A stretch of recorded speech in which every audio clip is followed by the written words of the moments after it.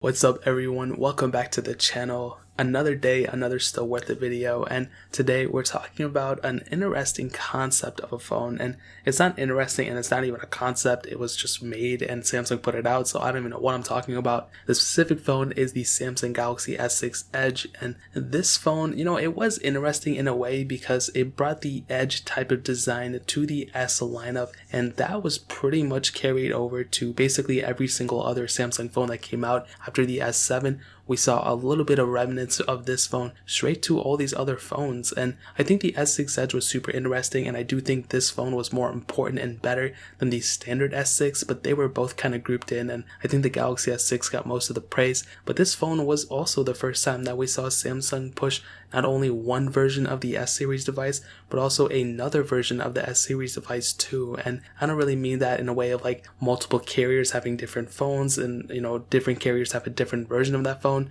Like the Galaxy S2, that one had different models, and some with a home button, some without. There was a Skyrocket model that I reviewed earlier, and the S6 Edge was truly a really cool phone and a cool concept that was pretty much transferred over to all the other phones really. And the Note Edge was the first time we saw an Edge display, and I thought that was really cool. I still have it, and I think I reviewed it at some point, and I thought that was really cool. And after I bought the S6 Edge for the first time and I messed with it, I was like, this phone is super cool. It has a lot going for it. When it was released back in 2015 in March, so it's gonna be 5 years old this year. I had the same feelings then that I do now. It's really cool. On the front, we have a 5.1-inch Super AMOLED display. That is 1440p, and dude, 577 pixels per inch for a phone that was released back in 2015. That is a very respectable amount of pixels to have on a screen of this count. I mean, it's not a crazy large display. It's not like it's a 6.5-inch display. It's 1440p. We have a very high resolution, and we have very high pixels, and this is still a very good panel. And I do think that little illusion of the Edge, which is not an illusion, it's a real thing, but that little bit of screen that pops over the edge is a super cool thing, and I really do like that. I just think it's just a weird philosophy, because if I'm going to be as unbiased as possible, anytime I use a phone like this, my fingers, even if I get a little bit of my finger on the side, it'll just randomly stutter the screen up and I'll randomly be clicking things. That happens on this phone, that happens on my S8, that happens on my S10 even, and it's just an annoying thing. Apparently with the S20 they're going to change that up, but I guess we'll see what happens. On the bottom, micro USB port, no USB Type-C. We do have a headphone jack though, so that's cool. On the back, a single camera setup as well as that glass back, and overall a very premium feeling phone without a doubt. This phone still feels, like I always say, it still feels like $1,000 phone. There's really not too much that this phone doesn't have that the newer phones do have, and vice versa. However, one thing, looking at the front, you can definitely see it has quite a bit of bezel. There's quite a bit of bezel up top. There's quite a bit of bezel on the bottom as well. Nothing too crazy, nothing you're gonna go and like complain to your mom or dad about, but it is something worth noting. You do have that home button on the front that doubles as a fingerprint sensor as well, so that's cool. Capacitive buttons on the left and right, and I think that pretty much covers it in terms of the outside. It's pretty basic, no IP certification, and no micro SD card slot either, which was the dumbest thing Samsung ever did. The Galaxy S5 had a removable battery, IP certification, as well as a micro SD card slot, and this phone didn't have either of those things, which was one of the biggest selling points of the S series, but Samsung decided to go a different route, which was really weird. Now moving on to the software side of things, this thing started off the Android 5.0.2 Lollipop. We were able to upgrade it to Android Nougat, and I feel like it could have gotten the next version of Android, but it was a little weird. There wasn't really too much hype about this phone. At the time there was, but literally after a short amount of time after, it really died down. Nobody really kind of talked about this phone. They were, I think, too busy talking about the S6 for that matter. And I think because of that, maybe there wasn't enough hype around it, whatever. Samsung still has not been able to push more than a certain amount of updates on their phones still, which is stupid. The Galaxy S8 could have easily handled it, and I remember when I think the Galaxy S8 or whatever phones a couple years ago were getting the Android Oreo update, or Samsung was pushing the Oreo updates. Samsung basically said that the S6 is not getting the Android Oreo, which was so annoying, and I made a video about it, and I even made like a funny video about it, but I didn't post it because I think it was going to get a copyright strike or get taken down because it was kind of pushing it. So I never posted it. If I ever find the video, I might put it on Vimeo or something so I can post it because it was kind of funny. But regardless, but regardless, it didn't get the Oreo update, which is annoying. But in terms of software, that is pretty much it in terms of stock. I will say if this video gets 1,000 likes, I will post that other video. If I have it, I'll post it on Vimeo, and I'll put that link in the description if you want to see it. So hit that goal. If you don't hit it, it doesn't matter, but if you hit it, then awesome. But in terms of custom ROMing and like rooting and all that, you still have a little bit of life left in it as well, which is really cool. I just think there's better options in terms of phones going there. If you're already going to go through the hassle of rooting it and ROMing it, there's already better phones out there in the market you could do that to, which I'll get into in a second. But you do have that capability on this phone, which is important to note. There's a lot of, I think, Android Oreo ROMs. There might be a couple of Android Pie ROMs as well that are stable. Very soon there might be some Android 10 ROMs as well. So hopefully soon I can get some Android Pie or Android Oreo ROMs on my S6 Edge or even my S6, and I can review them to kind of get a little bit more of a refreshed OS on some of these things. So that pretty much covers it up in terms of software. Now hitting on the performance side of things, this thing has the Exynos 7420 Octa chipset, an octa-core CPU, a Mali T76 whatever GPU, and there were 3 different models of the S6 Edge. There was a 32, 64, and 128GB model. Now what sucks is, like other Samsung phones, it did not have any microSD card slot, which was so dumb. I don't know why they did that. So you will have to, figure out your storage use case based off this. And in this case, I would probably opt for the 128, but they all have the same amount of RAM at 3GB of RAM, so that's really important. In terms of the overall performance though, what I'll tell you is, and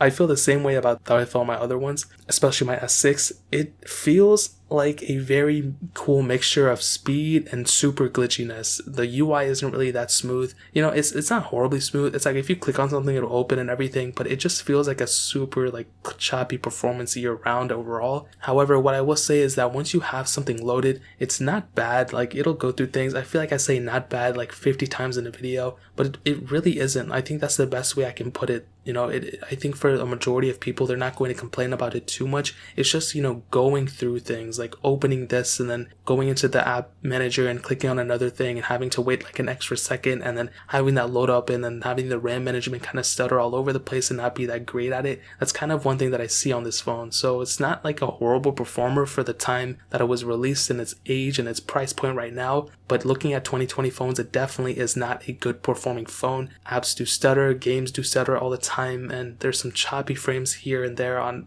just overall basic tasks, which is pretty annoying. There may be a case where these custom ROMs might do a better job at this, so I will hopefully test that sooner than later. Hopefully I can get that out very, very soon. But I just don't think it's a good performing phone overall, man. I hate to say it, but that seems to be the case. If you need something for a basic time or something like that, then I guess it's okay. But I think for a majority of people, they're not really going to enjoy their time using this phone. So that's a humongous thing to note. So in terms of performance, I think it's very, very average. I don't think it's a great performing phone, and I don't think it's a good performing phone. I think it's like a little bit below average. So take it as you will. I could be totally wrong, but that's kind of how I feel. So sorry, I hate saying it too, and maybe I'm not right, but that's how I feel. Moving on to the camera side of things, like I said, this thing has a single camera sensor on the back. It is a 16 megapixel wide angle lens.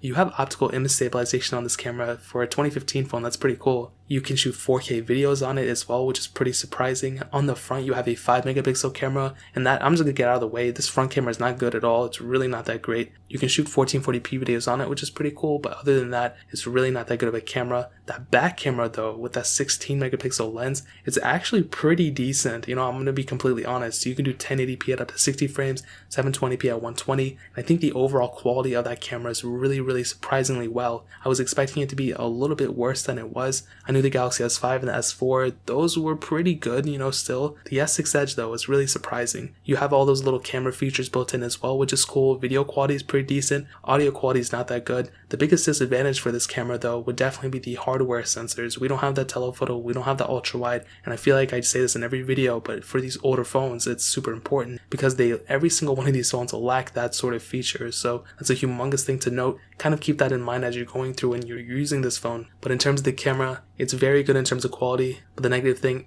are those hardware features, so that kind of covers it there. Now hitting on the battery life and the battery size, this thing has a 2600 mAh battery. We have wireless charging, which is cool, but the biggest downside is that they removed the removable battery, and this was the first phone in the S series to do that, which was very weird. I don't know why they did that out of the blue, but they decided to remove the removable battery and the removable storage on the same time. Why would they think that would ever be a good idea? But again, like I said, they brought it back to the next version. But I think at this time, it's okay. It's actually not even that okay. The phone heats up a lot. It sucks up a lot. The screen is super powerful. It has a high resolution, all those little things. So it's, it's an okay battery life at best. But from a real person to another, you probably will not even get a day out of it, to be completely honest. And that's a humongous thing to note. Like I stated, when you want to get a phone, you want to be able to use it throughout the day. And it's not even easily replaceable unless you totally replace the phone. So you're better off just getting a phone with a removable battery if you're into it, or getting a newer phone that the battery is, a little bit better on it. So to kind of sum up this whole entire video, is the Samsung Galaxy S6 Edge still worth it in 2020? I'll tell you, man, if you own it currently, maybe it's still worth it to you. Maybe it's still worth it a little bit. You can probably get, a couple more months out of it if you want to, or maybe even a year, who knows. But in terms of everyone else, I would not recommend anybody picking up a Galaxy S6 Edge. I don't really think it's worth it. I think, there's much better phones out there in the market than this thing. I would even go for a Galaxy S7 or an S7 Edge way more than this thing. I mean, this thing really doesn't have too much going for it, if I'm being honest. Besides, the screen being great and the price tag of this thing being super cheap, you can probably get this thing for like $40-50 if you really, really wanted to. I think, even then you're better off spending $70 on like an S7 and calling it a day. Even a custom ROM'd one of these really isn't that good because of the lack of a micro SD card slot, the battery life not being that great, and some other things that I've hit on here and there. I think the S7 or S7 Edge would definitely do you better. But if you can, I would rather get a Galaxy S8. That phone is phenomenally good. It's going to future-proof yourself for much longer. And I feel like there's more of a development community behind those phones than this phone. So that pretty much covers it. If you want to pick up a Galaxy S8 or even an S7 Edge or S7, I'll link the cheapest ones I find on Amazon and put them down in the description below so you guys can get it from there and help support the channel at the same time. But that is pretty much it. If you guys have any other questions or anything, leave it down in the comment section as well. Hit that like button, that would mean so much, but definitely hit that subscribe button. Every single subscriber that we get really does count, so it'll mean so much if you guys could hit that. Also check out the other links down in the description as well. My Twitter, my Instagram, my second channel. All those links are linked down below. I'd really appreciate it if you guys would check it out. But more importantly than everything else, I love every single one of you guys. Hopefully I'll catch you guys in the next video. Peace out.